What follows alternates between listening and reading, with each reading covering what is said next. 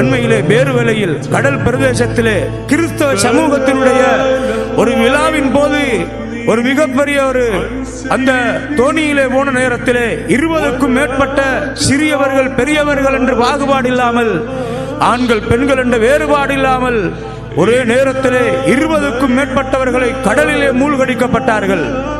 அதில் ஒரு சின்னஞ்சிறிய ஒரு பையனுடைய அந்த மரண வீட்டுக்கு நான் போயிருந்தேன்.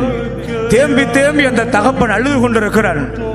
நான் அந்த தகப்பனுடைய தலையை தடவி, இந்த பிள்ளைக்கு எழுதப்பட்ட நேரம் இதுதான், இன்ன இடத்தில் தான் இந்த பிள்ளையினுடைய முடிவு வரும் என்பது முடிவாக்கப்பட்டது. இதை பல மாற்று மதத்தவர்களும் கேட்டுக்கொண்டிருந்தார்கள். நான் சொல்வதை யாரும் மறுக்கவில்லை. அதை அப்படியே ஏற்று, ஆமாம், நீங்கள் எனக்கு சொல்லும் ஆறுதலுக்கு உங்களுக்கு நன்றி என்ற வார்த்தை அந்த தகப்பன் சொன்னதை என்னுடைய நிஜமான இந்த வாழ்க்கையிலே நான் கண்ட ஒரு அனுபவத்தை உங்களுக்கு பரிமாறுகிறேன்.